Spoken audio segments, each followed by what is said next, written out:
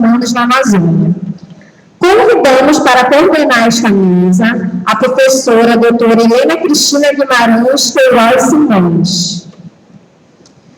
A professora possui graduação em Direito, mestrado em Biodiversidade Tropical pela Universidade Federal do Amapá, doutorado em Educação pela Universidade Federal de Uberlândia, é professora do curso de Direito e do Programa de Pós-Graduação em Educação da Universidade Federal do Amapá. Para proferir sua palestra, nós temos a honra de convidar a professora doutora Lúcia Isabel da Conceição Silva.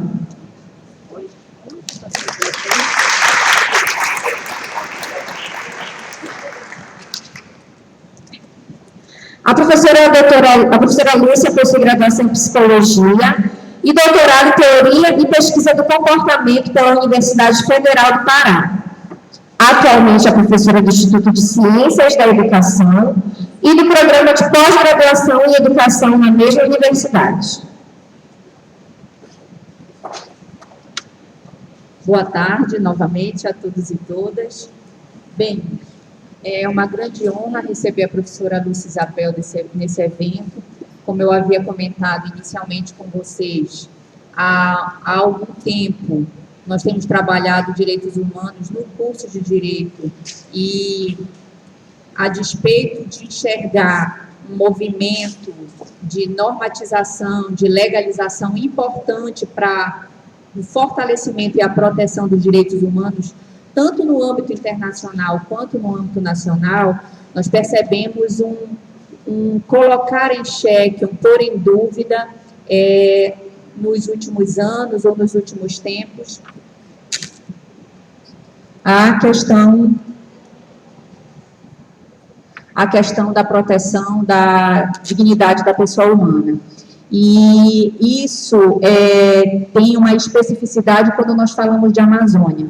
Portanto, é isso que nós vamos ouvir a professora Lúcia Isabel falar, tendo em vista a sua atuação forte com os coletivos e com os movimentos que trabalham diretamente com a proteção desses grupos minoritários, desses grupos vulneráveis. Então, passo a palavra à professora Lúcia, que terá até 40 minutos para a sua exposição, e depois passaremos ao debate. Obrigada, professora. Boa tarde, eu queria agradecer o convite gentil da professora Helena, agradeço André, Alexandre, professora Eliana. Acho que a participação desse evento é uma possibilidade da gente estreitar, né, as nossas relações, os dois PPGED, os PPGED da UFPA, o PPGED da Unifap, que, na verdade, já temos essa relação há algum tempo. André foi nosso doutorando lá no PPGED e durante a sua estadia lá como estudante do PPGED fez história, a gente sempre diz isso, que o André fez história no PPGED como estudante de doutorado, né? Todo mundo lá tem um carinho muito grande. Eu acho que é importante também porque é possibilidade de retomar a centralidade desse debate de direitos humanos, né? É bem o que a Helena falava ainda há pouco, não à toa, a gente tem hoje um ataque muito forte aos direitos humanos, e a gente tem um ataque, eu digo assim, né? A gente tem não só ataque às práticas e às políticas de direitos, mas a gente tem um ataque fortíssimo ao que é a ideia central, a ideia básica dos direitos humanos. Isso está sendo muito atacado nos últimos anos no Brasil. E falar de direitos humanos e resistir, né, e propor um evento para discutir direitos humanos dentro da universidade pública, essa instituição que também está sendo muito atacada ultimamente é o processo de resistência, né? Então, obrigada pela oportunidade. O tema da mesa pede para discutir um pouco as políticas de direitos humanos e de educação e direitos humanos na Amazônia. E aí eu disse assim, né, eu gostaria de dizer que as políticas vão bem, né, mas, infelizmente, não é isso que a gente vê. a gente vê um grande retrocesso, a gente vem assistindo a um grande retrocesso no âmbito das políticas de direitos humanos no Brasil e no mundo inteiro, que é acompanhado dessa onda, né, do que a gente vem chamando dessa onda do conservadorismo, mas que não é só, o que não está sozinho, né, mas é também um processo que vem junto com o debate do acirramento das desigualdades, do aprofundamento do Estado neoliberal, e que basicamente, né, de frente com o que é a ideia básica dos direitos humanos. Então, é isso que a gente vê. E aí era um pouco disso, então, que eu gostaria de falar. Hoje a gente vê muito abertamente, muito violentamente os ataques, né? Então a gente começa a ver coisas que a gente imaginava superadas, como a Helena disse, a gente imaginava que tínhamos processos de direitos humanos que pareciam consolidados, né? E hoje eles são frontalmente atacados, explicitamente atacados. Esse é um problema. O que eu anotei aqui algumas questões que eu queria falar, então, assim, né, são basicamente 3 pontos para poder a gente conversar um pouco. E aí eu queria começar falando do que é essa ideia básica dos direitos humanos, né, que a gente, então, está falando de discutir sujeito de direitos e o que é sentir-se sujeito de direitos, pensar um pouco, e aí, no âmbito disso, os marcos e as normativas de direitos humanos e como é que elas se colocam, vieram se colocando historicamente no Brasil e como é que se colocam hoje, os principais desafios que estão postos para a defesa dos direitos humanos no Brasil e na Amazônia em especial, e, por fim, pensar um pouco qual é essa tarefa de resistência que nos cabe. Tá? Eu acho que é assim, a Helena diz assim, nós pensávamos que não tinha volta, e eu sou muito esperançosa de que, assim, não tem volta de fato. Eu acho que a gente tem sujeitos políticos formados nessa cultura de direitos humanos que vamos resistir, que estamos resistindo. Eu acho que essa é uma aposta que a gente precisa fazer, né? Embora a gente tenha retrocesso no campo das políticas,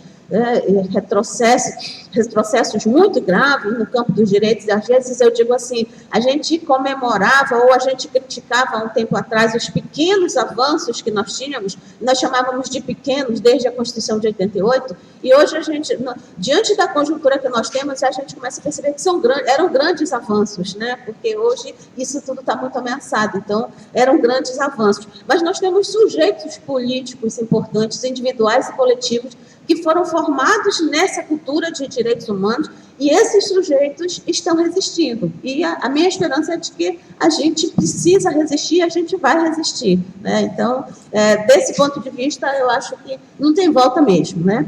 Então, vamos lá. Primeiro, falar um pouco do que é essa ideia básica dos direitos humanos, né? Dessa percepção, e a gente tem várias normativas, em especial o Estatuto da Criança e do Adolescente, por exemplo, que cunha sujeitos novos de direitos humanos, que fala de sujeito de direitos. Essa é uma concepção muito importante, né? Porque a gente vem falando de um processo de reconhecimento, e nesse processo de reconhecimento de sujeito de direitos, você cria, então, a possibilidade de exigência de direitos. E não só dos direitos que estão postos, mas principalmente da possibilidade de exigir novos direitos ou de criar novos direitos. Isso é muito importante. Então, hoje a gente tem, por exemplo, processos de reivindicação por direitos que a gente não reivindicava há 30 anos atrás, na época da Constituição Federal ou antes da Constituição Federal de 88, por exemplo. Então, a possibilidade de pensar sujeito de direitos implica que não só eu me acomodo a uma noção de direitos, né, a uma perspectiva de direitos estabelecidos, mas que eu sou capaz de reconhecer a necessidade de novos direitos, e sempre que se reconhece essa necessidade, então, a gente passa a reivindicar. Essa é uma ideia básica, muito importante, e que vem da própria ressignificação da esfera pública, de perceber isso, né? Então, a gente começa naqueles marcos lá do pós-guerra, daquela perspectiva de pensar mecanismos de convivência pacífica, e esse é o mote, por exemplo, da Declaração Universal dos Direitos Humanos, de 1948, então é bem o final da Segunda Guerra, e que a gente, então, viu os horrores que a Segunda Guerra foi capaz de produzir e um movimento de ressignificar esse processo, de reconstruir esse processo. Isso está na origem da Declaração do Universal dos Direitos Humanos. Nesse movimento, a gente se constrói um amplo movimento de converter os direitos humanos em um tema legítimo e de interesse da comunidade internacional. E daí, então, que a gente vai ter na esteira da declaração uma diversidade de pactos e de tratados que a gente vem vendo, né, de resoluções que a gente foi vendo se acumularem ao longo dessas décadas, desde do começo da década de 50 para cá. O Brasil assina, né, esses processos todos e, ao assinar, ele se compromete com esse processo.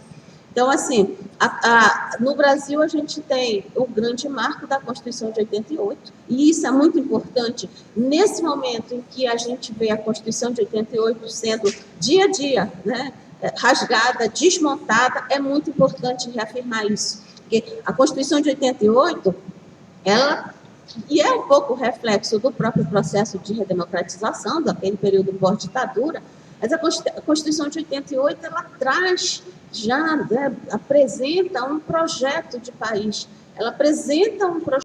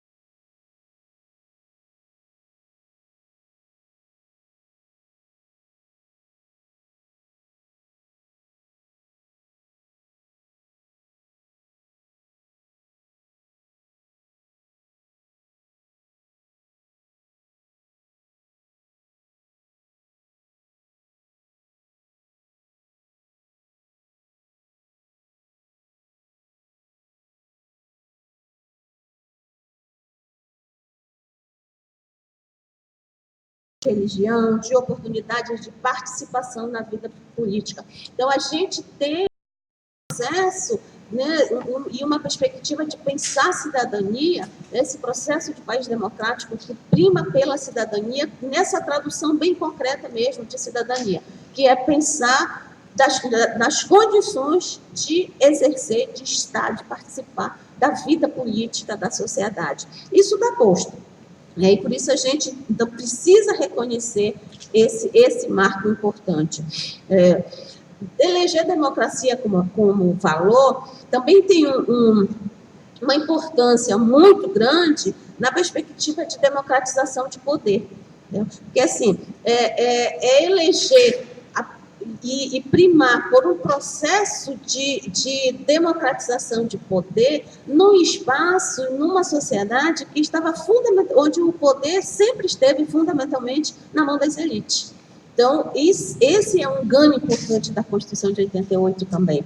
Né? E é justamente essa elite que se incomoda tanto e que veio muito incomodada nas últimas décadas, com isso que a gente, né, que eu estou dizendo que foram esses pequenos avanços da Constituição, desde a Constituição de 88. Então, mesmo sendo pequenos, e aí a gente vai ter a Constituição de 88, por exemplo, reconhecendo direitos inéditos que até então não tínhamos, né, reconhecido e não se encontravam legalmente reconhecidos, né, direitos, demarcação de terras indígenas, de reconhecimento das populações quilombolas, por exemplo, o reconhecimento da perspectiva de novas configurações familiares e a união afetiva, por exemplo. Então, a gente tem grandes ganhos e grandes direitos, até então inéditos, que a Constituição reconhece e que vieram sendo, né, conquistados e vieram sendo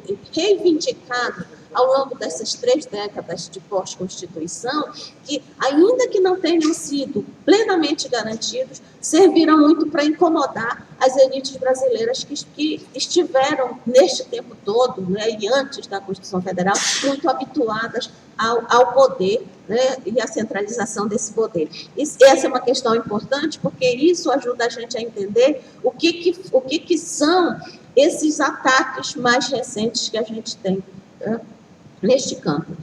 Deixa eu só abrir aqui minha colinha de novo.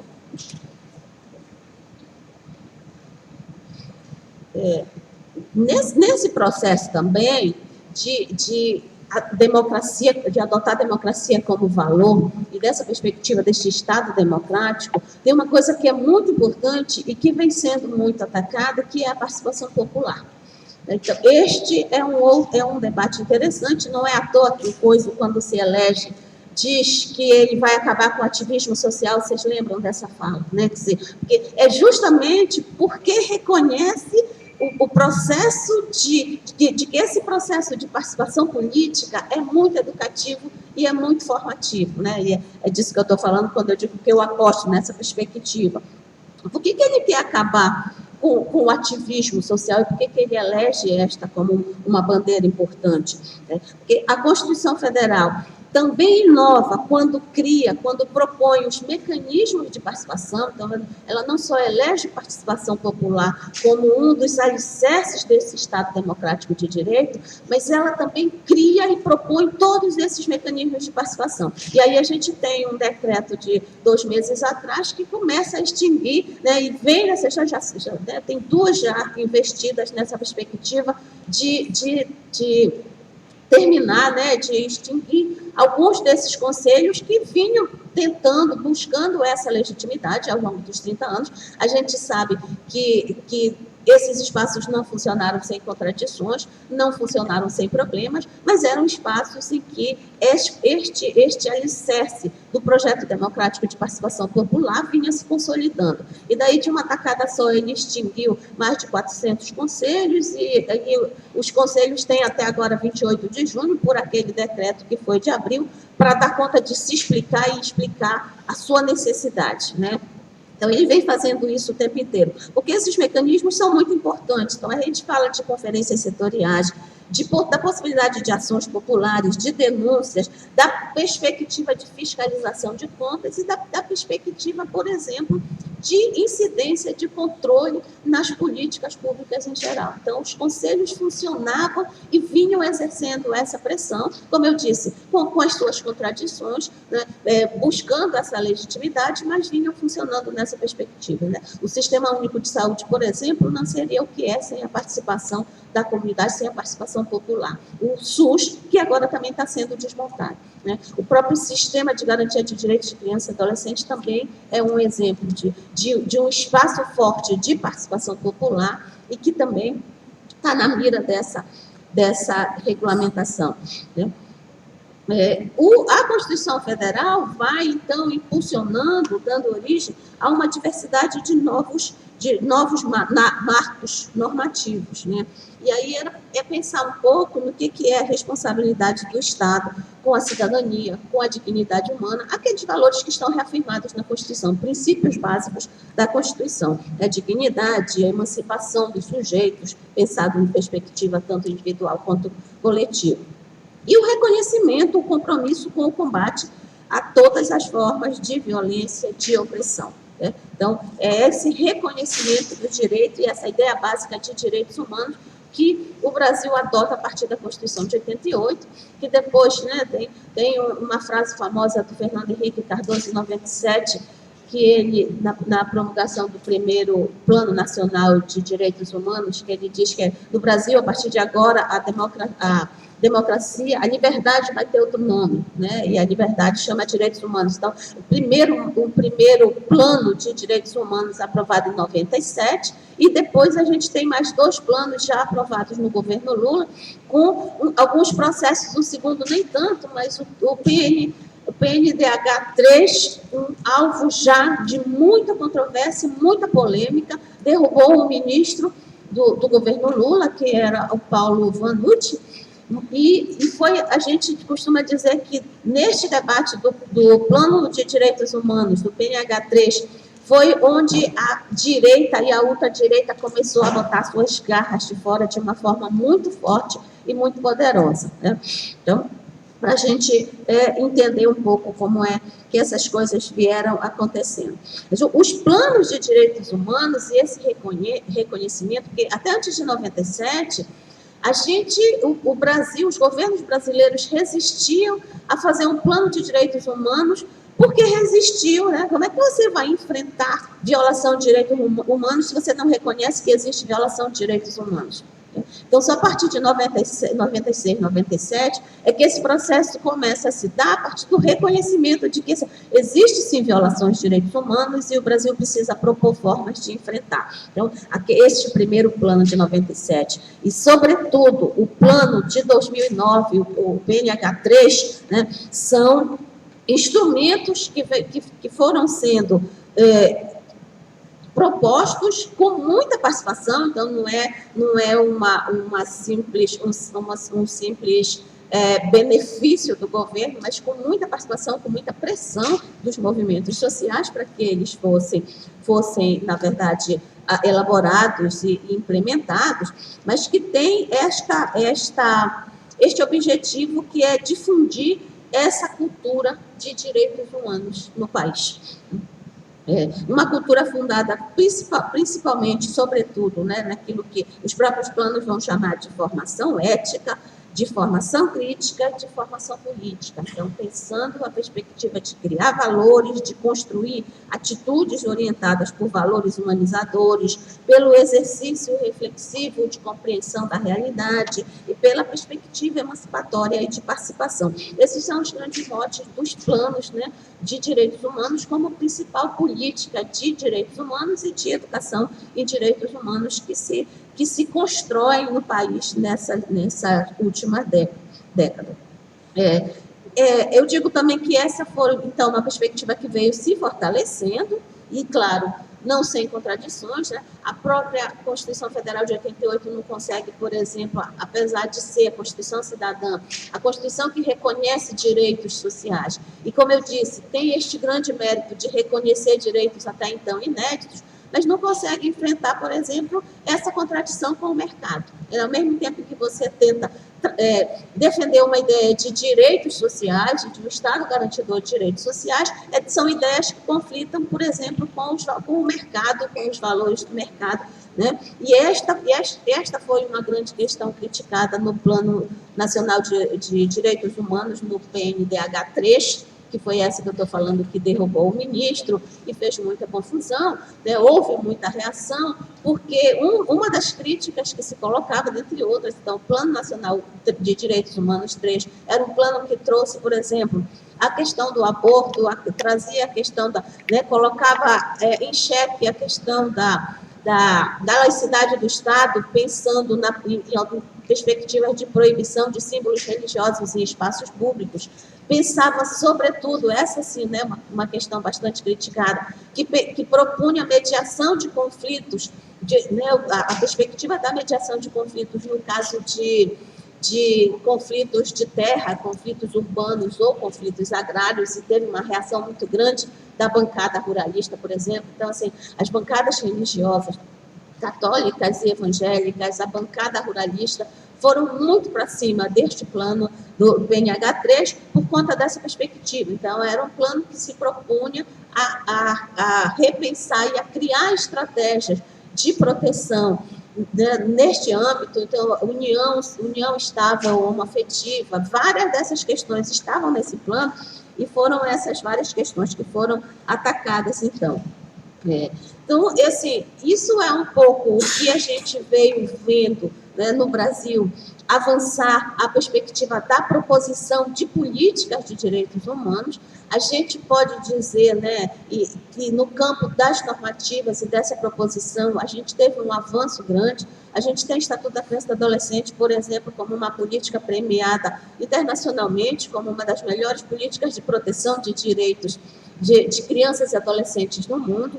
Os próprios planos, que mesmo com toda a atenção, se colocaram, e depois a gente teve os planos de educação e direitos humanos, né, que, como políticas que se complementavam nessa perspectiva de pensar o Plano Nacional de Direitos Humanos e o Plano Nacional de Educação e Direitos Humanos, né, a gente foi enfrentando tensões e conflitos, né, a gente viveu ataques à ideia de direitos humanos, a gente viveu processos de ataque, de criminalização de defensores de direitos humanos. Então, esse foi um processo que, mesmo que tenha sido muito avançado no campo das normativas, no campo da vida prática, né, da prática social, a gente enfrentou bastantes desafios, né? E aí, então, eu passo para a gente pensar um pouco o que foram, né, esses desafios. Então, assim, claro que, como eu estou dizendo, nesses 30 anos, a gente avançou com a política e a gente teve a frequência dos desafios nessa perspectiva de fazer com que essas políticas pudessem ser implementadas. Mas nunca de forma tão forte quanto se faz hoje, né? A ideia, e eu acho que nestes 30 anos, essa ideia fundamental, essa cultura de direitos humanos, ela veio tentando se colocar, né, estava presente enquanto concepção na sociedade, por mais que não estivessem 100% garantidos os direitos, né? Havia uma certa restrição por parte de alguns grupos em não defender direitos humanos, né? Diferente do que hoje, que é muito fácil se atacar os direitos humanos, né? Duas questões são muito centrais nessa perspectiva, né? Uma que é esse aprofundamento das políticas neoliberais, né? Então, a gente tem nesse processo a construção do que hoje a gente vem chamando do Estado micro, né, que é aquele Estado menor que o mínimo, né? Então, assim, esse é um processo que conflita bastante com a ideia fundamental dos direitos humanos, né? E o outro aspecto, que é essa forte onda conservadora. Essas coisas vêm juntas, elas têm uma história e foram gestadas muito pacientemente, de forma muito detalhada ao longo dos últimos anos no Brasil e no mundo, né? Então, essa construção desse Estado micro é um Estado que é muito forte na redução dos direitos sociais, porque ataca de frente a percepção do Estado garantidor de direitos, e o que a gente vê é o grande aumento das desigualdades e das violências, né?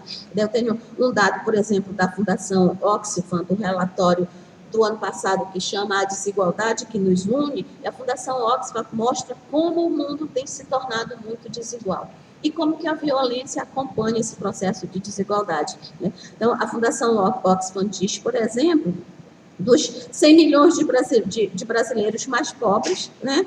Assim, a riqueza de 6 pessoas é equivalente ao mesmo patrimônio dos 100 milhões de brasileiros mais pobres. Isso é uma desigualdade, né, absurda. E aí a Fundação Oxfam diz mais: uma trabalhadora que ganha um salário mínimo por mês, ela ia precisar, sem gastar nada, de 19 anos para receber para ter o equivalente ao rendimento de um único super rico, né? Então, assim, a cada dia no Brasil a gente vê aparecer um novo super rico, e a cada dia a miséria se acirra muito, né? A miséria vem aumentando, a desigualdade vem aumentando no mundo inteiro, mas o Brasil vem sendo campeão. E é muito importante a gente olhar essa desigualdade e esse aumento da miséria. Então, o Brasil passa a integrar, já nesses últimos anos, o mapa da fome, por exemplo, do qual tinha saído, né, no começo dos anos 2000, e essa desigualdade, esse aumento da miséria tem uma dimensão que é racializada, que é sexista e que é territorialmente determinada. Então, ela não se faz da mesma forma e não atende da mesma forma, não atinge da mesma forma os diferentes grupos de sujeitos. Então, são os negros que sofrem mais, são as mulheres negras, em especial, as mais vulneráveis, as mais empobrecidas no país, né? São os jovens negros que mais morrem nesse país, né? São os homossexuais, a população LGBT que é mais brutalmente assassinada e que é excluída da escola por uma série de questões. A gente costuma dizer, falando... Recentemente, a gente tem discutido o Plano Nacional de Educação e sempre se fala de que o ensino fundamental foi universalizado no Brasil. Quando a gente olha os dados do monitoramento, a gente olha que são 97% da cobertura, então, praticamente universalizado. Se fala de taxa residual, temos só 3% de brasileiros fora do ensino superior, do ensino fundamental no Brasil. Então, assim, aparentemente, e a gente costuma dizer que essa é uma falsa universalização, porque esses 3% que faltam, esses 3% é justamente a população indígena, é justamente a população quilombola, é justamente a população homossexual que é expulsa da escola, porque a escola não garante as perspectivas e as condições para que essa população esteja dentro da escola, por exemplo, né? Então, assim, esse processo, então, de aumento da desigualdade aumenta a violência, e aí a gente tem explosão de violência, em especial todos os relatórios que a gente tem de 2017 para cá já mostram esse crescimento violento dos processos, né, com perdão da redundância, o crescimento violento da violência, mas assim, e isso muito ligado à perspectiva mesmo econômica e da desigualdade, né?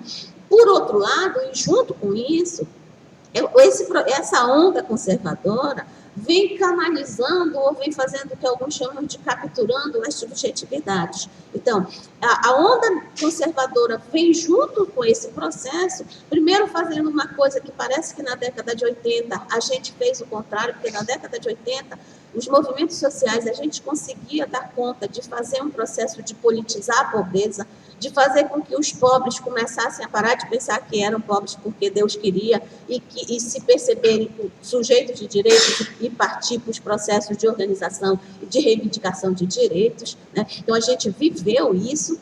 E esse processo de captura, de canalização da subjetividade faz justamente o contrário, com um grande empenho das igrejas, em especial, que é despolitizar a pobreza. Então, hoje a gente tem grandes níveis de pobreza, grandes níveis de miséria, mas a gente tem a perspectiva dessa mesma população que está muito violentada, é muito miserável, agindo e pensando na perspectiva de que, assim, né, eu posso enfrentar essa miséria individualmente, eu posso enfrentar essa pobreza, né, a partir de reconhecer Deus, ou de, na verdade, né, pensar que é possível fazer esse enfrentamento na perspectiva individual, e isso é muito grave, né? Tanto que a gente tem hoje, por exemplo, né, grande parte da população mais pobre, né, da grande parte da população mais miserável, é a população que defende este governo, que está aí. Porque justamente a gente tem esse processo, foi um investimento grande, e daí talvez nisso a gente tenha tido uma falha, né, que é esse não investimento na educação política. Então, assim, a gente avançou no campo de propor as políticas, mas não investiu na educação política da população. E as igrejas fizeram este dever de casa muito bem. Então, elas investiram nesse processo de despolitização, de desmobilização disso, e hoje as pessoas não conseguem reconhecer. Essa semana tinha uma colega nossa, numa atividade de educação popular, que nós estávamos, e ela dizia, então, de uma pesquisa que foi feita com estudantes que entraram nas universidades pelo sistema de cotas, e quando eles são perguntados a que eles devem, né, esse sucesso, né, essa perspectiva de ter entrado na universidade, por exemplo, espantou aos pesquisadores mais de 85% desses jovens que são cotistas que remetem, né, o mérito a méritos individuais e ao apoio da família. não tem reconhecimento da importância da política pública, por exemplo, do que foi, qual é o sentido que a política de cotas teve para que, por exemplo, a gente tivesse numa universidade enorme como é a Universidade Federal do Pará, para que nós tivéssemos hoje quase 70% de estudantes nas universidades vindo da escola pública. Isso é um reflexo do que é esse não investimento nessa perspectiva, né? Além disso, nesse processo de captura, né, do que eu estou chamando de captura da subjetividade, a gente tem a ação, né, por dentro, né, por meio das estratégias de pânico moral, de disseminação da cultura do ódio, de disseminação do medo, que é um grande investimento que hoje está se fazendo com as juventudes, mas com a população em geral, né? Então, hoje, quando a gente vê, por exemplo, os partidários da Escola da Mordaça, dos tais projetos Escola Sem Partido, eles fazem isso de uma forma muito aberta e muito sem nenhum prurido, sem nenhum tipo, né? Eles vão na tua cara com um celular na mão e já, tu é contra, né? Então tu és a favor da doutrinação, e eles já vão, né, dessa forma, porque eles fazem, na verdade, as investidas deles são bem nesse sentido. Então, imagina que você pensar, né, qual é o pai que vai ser contra ou que vai conseguir ser a favor de uma escola, quando ele, né, foi levado a acreditar que na escola tem mamadeira de piroca, ou que na escola estão ensinando a filha dele, de 9 anos de idade, que ela tem que namorar e tem que ter relações sexuais ou coisa do tipo. Então, esse processo, né, que estão juntos, que não é um só, eles fazem parte do mesmo projeto, são processos muito graves e que estão, na verdade, de certa forma, conseguindo um efeito muito perigoso, né? Eu digo assim, ainda que nós não tenhamos hoje nenhum projeto de escola sem partido aprovado, e os que foram aprovados em âmbitos municipal ou estadual foram tornados inconstitucionais a partir de decisões do Supremo, ainda assim, a gente tem já um efeito, né, um dano já disso, porque o estrago já foi feito. As mães já estão receosas, as mães já estão com medo, os pais estão indo na escola, já estão questionando atividades que a gente faz. Outro dia, né, num evento sobre consciência negra, antes que a gente acabasse a oficina, numa escola já tinha uma mãe perguntando para a coordenadora que atividade era aquela, e por que a gente não mandava, então, sair da sala os meninos de direita e deixar só os de esquerda para fazer atividade só com os de esquerda. Então, assim, não, uma mãe no bairro do Guamá, em Belém, né, com esse processo. Então, todo esse processo vem muito junto, né? Então, a cultura do ódio, o pânico moral, essa disseminação do antivalor, que são graves. Então, é bem o contrário daquilo que é a referência da educação em direitos humanos, que é essa educação ética, essa educação política, essa educação emancipadora, que a gente veio tentando defender e praticar ao longo dos últimos tempos, né? 5 minutos para terminar. Então, assim, né, a gente tem esse processo, né, de austeridade, de avanço do conservadorismo, e os seus efeitos muito danosos, né? Então, a gente tem uma série de números aí, ainda hoje de manhã eu estava tentando atualizar os dados aqui. Então, a gente tem, por exemplo, de 2007 a 2017, 356.821 assassinatos no Brasil em 10 anos. Isso são números de guerra. Vocês podem ver quais foram as guerras que mataram tanto, né? Então, é muita gente assassinada. Os números de 2019 do feminicídio altíssimos também. Em 3 meses, os crimes, os assassinatos por homofobia, nos 3 primeiros meses de 2019, passaram de 400. Isso significa que a gente tem mais de 100 mortes, 100 assassinatos de homossexuais por mês no Brasil, né? Então, assim, esses processos vêm, na verdade, em grande escala, e isso coloca uma série de questões para a gente, né? Da Amazônia, e aí tentando falar rapidinho, nos 5 minutos que me restam, pensando um pouco nessa perspectiva de porque, como eu disse, a gente nunca teve 100% dos direitos humanos garantidos. mas em todos os territórios. Mas a Amazônia tem uma singularidade, a Amazônia tem questões muito singulares. E tem questões muito singulares pela imagem de Amazônia que se construiu, né? Então, nós somos 21 milhões de amazônicas, mas a imagem de vazio demográfico permanece na cabeça da população, né, a despeito disso, e ainda que não fôssemos 21 milhões, ainda que fôssemos só meia dúzia de amazônicas, tem gente nesta região que tem seus modos de vida, que tem suas práticas produtivas e que nunca foram consideradas nos processos, nos chamados grandes projetos de desenvolvimento para a Amazônia. Então, a Amazônia tem essa geopolítica muito singular, e que é muito importante que a gente entenda a grande disputa territorial que se coloca, né? Então, essa disputa do capital global na Amazônia que se coloca, que é justamente a lógica que suporta os chamados grandes projetos, com grandes áreas de pressão. Todos esses projetos sempre construídos nessa lógica exploradora, nessa lógica excludente, né, que a gente costuma dizer, então, são grandes projetos de desenvolvimento, bem entre aspas mesmo, porque esse modelo de desenvolvimento é que precisa ser enfrentado.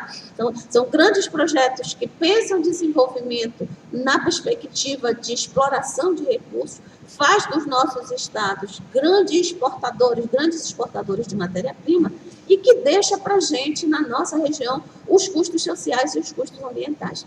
Quando a gente ouve falar de que a energia hidrelétrica é muito barata, por exemplo, e hoje é uma grande área de pressão na Amazônia, então nós temos quase 300 projetos de construção de hidrelétricas na Amazônia, com todos os danos sociais e ambientais que esses projetos causam, e ainda, a gente ainda ouve dizer que a energia hidrelétrica é a mais barata. Quer dizer, é mais barata porque não se contabiliza o custo social e ambiental desses projetos. Então, Belo Monte está aí o exemplo disso. Há mais de 20 anos, os povos do Xingu lutavam contra Belo Monte, né?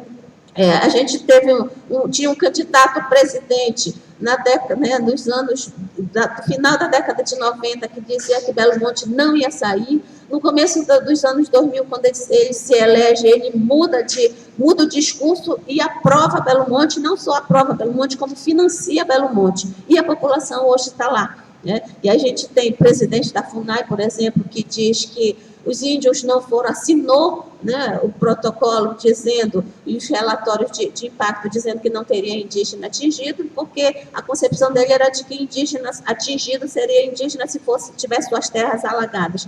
E no caso de grande parte das comunidades do Xingu, aconteceu justamente o contrário, né? Quer dizer, quando você represou o rio lá em cima, a chamada Volta Grande secou, e aí várias comunidades, vários povos indígenas ficaram sem água. Mas isso, o presidente da FUNAI, que era um paraense, né, que é conhecido, dizia que não ia afetar os indígenas. Então, esse processo vem se dando, né? Então, área de mineração. Na semana passada, a gente estava num debate com o CIMI, que é o Conselho Indigenista Missionário, ele fala perto de 280 territórios indígenas demarcados.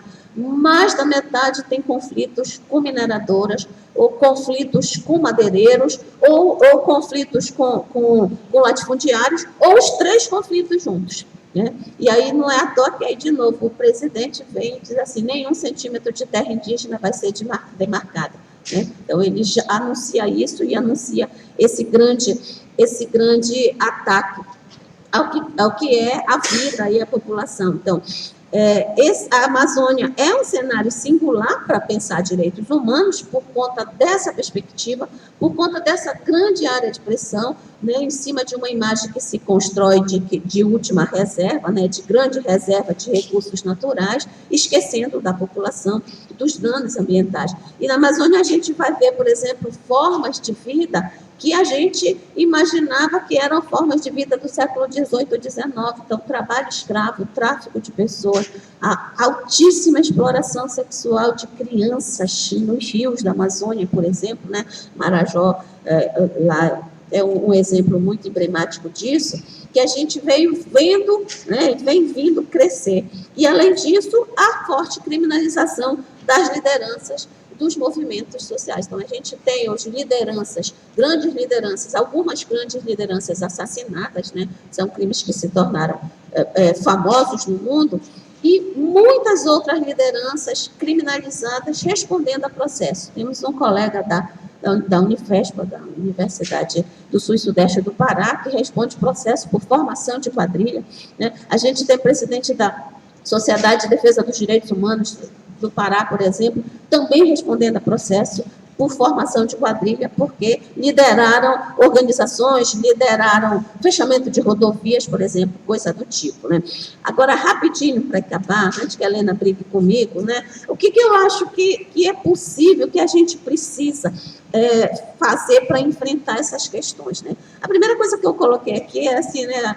As universidades precisam sair da bolha. Eu fiquei ouvindo isso, né? Quando ouvia o André e a Helena falarem um pouco da perspectiva desse evento e da natureza desse evento. Eu acho que essa é uma pista, é uma estratégia de como que a gente precisa sair da bolha, né? A universidade precisa aprender com esses sujeitos que estão postos, né? A gente tem sujeitos coletivos, sujeitos políticos que se formaram nesse processo de resistência. A gente tem muita coisa acontecendo, então tem aí as mulheres, né, do movimento feminista, o feminismo negro, a juventude, a cultura da periferia, o movimento hip-hop, o movimento indígena e o movimento feminista indígena, por exemplo, que é um movimento que cresce hoje também no Brasil e nesses espaços. Então, a gente tem uma série de sujeitos políticos, de sujeitos coletivos,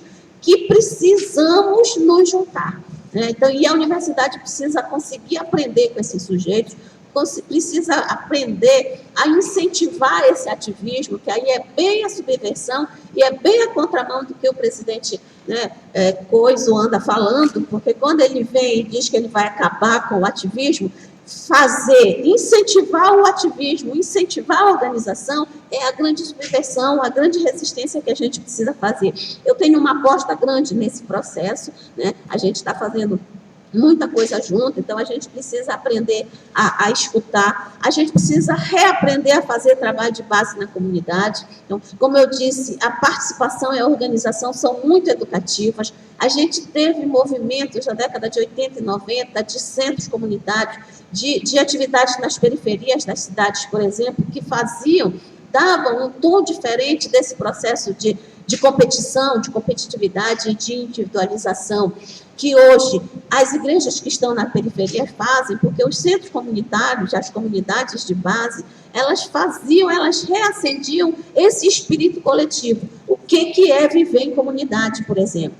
Acho que nisso a gente tem que aprender com os indígenas, a gente tem muito que aprender com os quilombolas, por exemplo, nessa perspectiva. Reacender esse espírito coletivo, essa concepção de comunidade, é muito importante para enfrentar esses desafios, né? Então, esse é um instrumento poderoso que não é à toa que é tão atacado, né?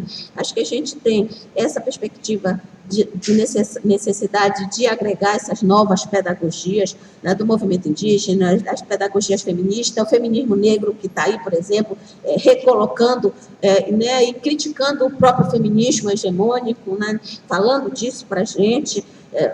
E aí eu acho que tem muita coisa nesse processo do que a gente, de uma questão que é crucial, que é reinventar essa democracia participativa.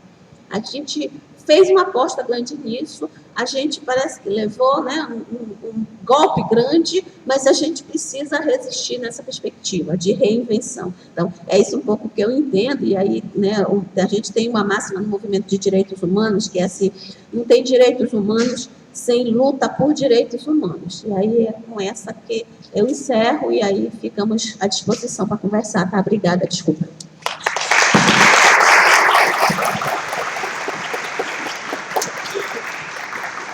Obrigada, professora Lúcia Isabel. Eu fico muito feliz de estar próxima de gente esperançosa e otimista, porque a minha tendência é ser pessimista. Então, é muito bom andar com gente assim ao lado. Bem, obrigada pelo panorama, que nos mostra essa naturalização da desigualdade, da violência, e é o processo de superação que a gente tem que continuar caminhando em prol dos direitos humanos. Nós temos tempo para 2 perguntas. Por favor, fiquem à vontade para Aproveitar a professora Lúcia Isabel, que já volta amanhã para Belém, hein? Depois vocês não terão a oportunidade de fazer perguntas. Pode ser no microfone, professora Eliane? Pode ser no microfone. Alguém quer fazer alguma pergunta? Coragem. Se quiser fazer do mesmo lugar eu faço a pergunta de volta. Eu vou começar fazendo uma primeira pergunta. Eu sei que a senhora está muito próxima desses movimentos, né? Não só no Pará, mas na Amazônia como um todo. A senhora consegue identificar na Amazônia se esses coletivos, esses movimentos, eles entendem que a gente está nesse movimento, nesse processo, nesse retrocesso? Eles estão ainda esperançosos? Eles estão com medo? Como a senhora enxerga esse momento histórico agora, quando a senhora vai até os movimentos? Sei que veio de São Paulo agora, esse final de semana, esteve com alguns coletivos. De que forma a senhora traz para a gente o olhar desses grupos para esse momento histórico que a gente vive? Esse fim de semana eu dizia exatamente isso lá no nosso encontro, que era um encontro de militantes, de defensores de direitos humanos. E eu dizia da esperança. Acho que a gente está num momento, apesar, né, de todos os ataques que a gente vem sofrendo, acho que a gente está num momento que é muito propício para essa resistência, porque as pessoas estão mobilizadas, as pessoas se sentem atingidas, né? E as pessoas estão com muita vontade de enfrentar esse processo, né? Então, assim, quando eu vejo a juventude, por exemplo, quando a gente colocou lá em Belém, a gente colocou 70 mil pessoas no último ato na rua.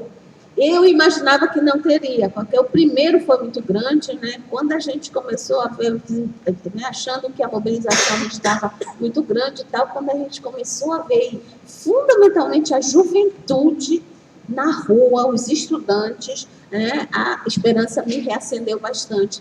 Então, assim, os grupos, os movimentos quilombolas, por exemplo, estão muito alvoroçados e muito atiçados. As mulheres, em especial, né, as mulheres indígenas, as mulheres negras, o feminismo negro. Então, eu vejo pipocar, eu digo assim, né, eu vejo pipocar muita coisa. O que eu acho que a gente precisa fazer é pensar alguma forma de fazer com que a gente se sinta e imprimir esse caráter, né, de movimento mais único nessa perspectiva. Acho que a gente está fazendo muita coisa, tem muitos grupos fazendo muita coisa, mas fazendo muita coisa isoladamente. Eu acho que essa é uma questão, né? Como é que a gente... E aí talvez a universidade tenha um papel nisso, né? De como é que a gente pensa esses processos de uma forma mais junta. A gente está agora numa articulação para discutir, né? São duas coisas que a gente vem discutindo, que é para tentar, né, incentivar esse caráter de nos unir. A primeira que a gente discutiu agora, e vamos lançar uma campanha latino-americana e caribenha em defesa do legado de Paulo Freire, e a gente precisa juntar, né, articular, conquistar adesões, né, de universidades, de sindicatos, de movimentos pelo Brasil afora e pela América Latina inteira. Então, esse é um movimento que a gente está apostando muito. E a outra questão é assim, construir esse grande movimento de educação popular. Quando eu vi, por exemplo, né, eu coordeno hoje um projeto de extensão de cursinhos populares. A gente tem perto de 400 jovens das áreas da periferia, 2 turmas funcionando na universidade, outras 4 funcionando nos bairros, por exemplo. E aí, quando a gente olha esse povo e aí junta, olha o tamanho dessa rede de cursinho popular, por exemplo, no Brasil inteiro, é uma coisa que acende uma esperança muito interessante nisso, né? Então, a cada dia surge uma turma nova, um grupo novo, né, em cada município nesse país inteiro. Então, acho que a gente tem gente a gente tem movimento e a gente tem um povo, assim, né, parte desses sujeitos, porque se a gente tem uma parte muito despolitizada, a gente tem também grupos muito fortes e muito poderosos nessa perspectiva. A gente unir isso é que é o nosso grande desafio, né? Imprimir este caráter mais unitário de um grande movimento de direitos humanos. Acho que a gente precisa aprender um pouco como é que faz isso. Estamos apostando em algumas estratégias, né? Chamando todo mundo para reunir junto, parar um pouco as nossas diferenças e pensar naquilo que nos une. Acho que são questões que a gente ainda precisa aprender o caminho e pensar as estratégias, né? Quando esse povo todo se juntar, eu acho que a gente briga e briga bem, né? Eu sou esperançosa, né? Eu faço isso direto. A gente tem que voltar para os territórios, para as periferias, para os espaços, né? Para os municípios, para as comunidades mesmo, porque acho que o movimento social e as lideranças desaprenderam de fazer isso. Isso que a gente fez bem na década de 80 e 90, mas que agora a gente desaprendeu muito de fazer, né? Dizia uma moça do movimento do bairro da periferia lá de Belém, que é a terra firme, mas assim, hoje em dia a gente não quer mais ir para uma roda lá no bairro, uma roda na comunidade, a gente só quer dar palestra, e aí isso não dá certo. Então a gente precisa aprender esse caminho de novo, de chegar lá nos territórios, de chegar lá nos bairros. É importante trazer essa comunidade para dentro da universidade, mas é muito importante a universidade conseguir ir lá, nesses espaços, nas pequenas rodas, nos pequenos grupos, né? Acho que é uma aposta. Tem bastante para dar coragem. Professor Antônio, por favor.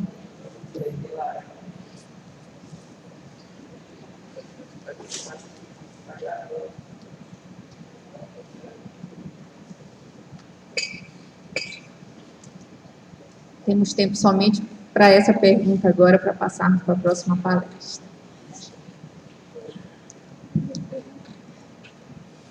Boa tarde a todos e a todas. Meu nome é Antônia, sou professora do mestrado em Educação e nos cursos de licenciatura em Pedagogia. Queria parabenizar a fala da professora Isabel, muito boa a conjuntura que ela nos traz. E, na verdade, a pergunta que eu ia fazer, a Helena acabou fazendo por mim, mas eu queria só que ela enfatizasse nessa fala que ela fez agora o papel da mulher, né? Nessa conjuntura toda de perda de direitos, né, de sequestro dos direitos humanos na Amazônia, sobretudo da mulher. Eu queria que você fizesse um pouco um comparativo, porque na Amazônia nós temos as desigualdades são latentes, você colocou aqui. Então, diante de todo esse processo de contra-reforma que esse governo tem feito, na sua avaliação, qual desses segmentos, né, que você colocou, dos negros, dos indígenas, enfim, dos LGBTs, eu queria que você falasse um pouco da mulher, da organização da mulher, nesse processo de contra-reforma, quais todas as reformas estão sendo feitas e a mulher pede. Mas eu queria que você colocasse um pouco qual é a mais maléfica, no sentido das políticas de educação, da retirada de financiamento e também da reforma da Previdência, enfim, dessa política toda que está sendo colocada aí, sobretudo pela pasta que discute direitos humanos, que coloca a mulher sempre no papel secundário, terciário, resgatando todo um processo histórico já superado e que agora a política faz todo esse retrocesso. Então, eu queria que você falasse um pouco da mulher, porque a sociedade deve, né, a história mostra, deve muito para a mulher, que hoje parece que tem cada vez mais ocupado menos os espaços na sociedade, sobretudo de emprego. Tá certo? Então, eu queria que você falasse um pouco da mulher nessa questão dos direitos humanos na Amazônia, né? E falasse um pouco para a gente sobre as pesquisas que têm sido feitas. Por exemplo, aqui na Universidade Federal do Amapá, nós temos, eu não sei se você é até injusta, a Helena deve saber mais do que eu, mas eu conheço 2 professores que discutem direitos humanos, que eu já vi resultados de pesquisa, que é a Helena e o professor Marcelo. Inclusive, foi a dissertação dele, Marcelo Moreira, que é a dissertação dele de mestrado que ele fez, eu acho que toca um pouco a questão dos direitos humanos. Então, eu queria que você falasse um pouco, Isabel, sobre isso. Obrigada. E parabéns pela fala excelente. Primeiro, dizer que esse novo ministério, né, é um de serviço e na verdade, né, mais uma das atitudes assim, na contramão de tudo que a gente veio defendendo em termos de direitos humanos e de cultura de direitos humanos nesse país, né? Porque assim, quando você junta, né, e não é só juntar os ministérios, mas é você pensar a perspectiva e a lógica com que os direitos humanos passam a ser pensados, é muito complicado, né, na perspectiva de toda a cultura, de toda a defesa que a gente vai fazendo de direitos humanos, né? Então, a gente já vê um ministério que vem na contramão, inclusive da Constituição, pensando família, na contramão da própria garantia de família e da garantia e do reconhecimento dos direitos de família e das novas configurações de família, por exemplo, que a gente veio aprendendo a pensar e aprendendo a conceber nos últimos 30 anos no Brasil. Quer dizer, isso já é um desserviço. Mas, assim, também não é de esperar coisa diferente, porque neste governo é muito difícil você apontar o que é pior, o que pode ser mais danoso, uma vez que todas as atitudes fazem parte de um mesmo pacote, né? Eu fico preocupada quando a gente reage muito a essa chamada pauta de costumes, né, que este governo coloca muito, né, faz muita exposição, porque às vezes isso tem o risco de desviar o foco de medidas que são mais profundas, mais de base e de ataque na perspectiva mesmo, que aí é pensar a reforma trabalhista, pensar a reforma da Previdência, por exemplo. Aí, enquanto a gente está falando aqui sobre a questão da família e sobre, né, se Jesus saiu ou não da goiabeira, né, apareceu ou não em cima da goiabeira, e a gente fica achando que estamos diante de uma louca, a gente corre o risco de desviar o foco do que é central nesse governo, que são essas reformas. Acho que assim, né, está muito posto que as mulheres, né, e nessa dimensão das desigualdades regionais, as mulheres da Amazônia são muito vulnerabilizadas, né? A gente tem grupos, né, alguns grupos que são muito vulnerabilizados, em especial na Amazônia, então crianças, adolescentes e as mulheres, e no grupo das mulheres, as mulheres negras, né? Então, as mulheres negras, e aí os dados, né, mostram, por exemplo, dos menores salários. Então, as mulheres do campo da Amazônia, que vivem, por exemplo, com a perspectiva de 1/3 ou de 1/4 de salário mínimo por mês, por exemplo. Então, a vida das mulheres negras na Amazônia já é muito ruim, né? Então, neste campo. Por outro lado, a gente tem processos de resistência que estão vindo justamente dessa perspectiva, né? Estão vindo justamente dos grupos de mulheres. Então, a gente tem grupos, então tem um grupo As Mulheres do Fim do Mundo. Outro dia a gente estava num debate lá, no lançamento de um livro que é Feminismo para as 99, que é um manifesto feminista, e o manifesto dizia exatamente isso, né? Acho uma frase muito interessante, assim, né? O século XXI é feminino, porque, de fato, as mulheres, né, estão conseguindo, de alguma forma, grupos de mulheres reacender a perspectiva da resistência em âmbitos muito diversos. Então, no campo, por exemplo, da economia e da economia solidária, então, grupos de mulheres que vêm trabalhando numa outra perspectiva de economia, uma outra forma de produção e de relação econômica, por exemplo, e na Amazônia, no Pará, um grupo de mulheres do campo e da cidade faz isso bem. O grupo de economia solidária também faz isso bem. Hoje elas têm uma feira que acontece 2 vezes por mês lá no Vadião, na UFBA, por exemplo, e são grupos de mulheres que lideram esses processos, né? Então, assim, a perspectiva da economia solidária é um movimento crescente, é um movimento bem bacana, que é um desses que eu acho que precisa ser mais reconhecido e precisa ser potencializado, né? As mulheres quilombolas são um outro exemplo. A gente tem estudantes lá no PPGED fazendo pesquisa sobre protagonismo das mulheres quilombolas e como que elas gestam, né, e dão origem a formas de resistência bem singulares, bem específicas dentro das suas comunidades, enfrentando, inclusive, o avanço das igrejas evangélicas dentro dos quilombos e tal, né, nessa perspectiva.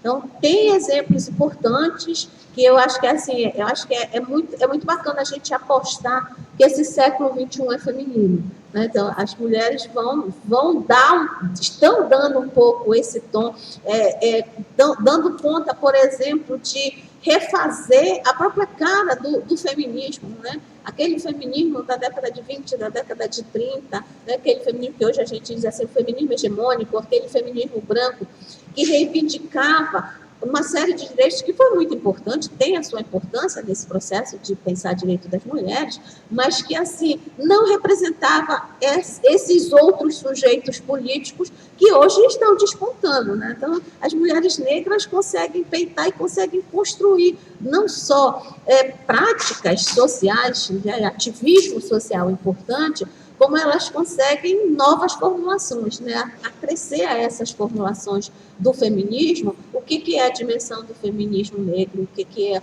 a dimensão do feminismo indígena, por exemplo. E tem um monte de coisa, tem vários estudos mostrando esse protagonismo. Acho que tem coisas que a gente não conhece, que a gente precisa conhecer melhor, e outras coisas que a gente precisa potencializar. Então, assim, são sim sujeitos muito vulnerabilizados, né? Os grandes grupos vulnerabilizados na sociedade, na Amazônia em especial, mas também são sujeitos e têm experiências de resistência muito bacanas de olhar, né? De entender melhor.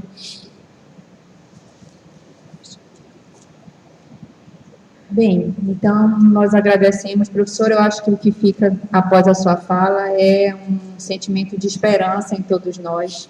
Eu gostaria de agradecer muito essa socialização de conhecimento, esse aprendizado. Muito obrigada a todos.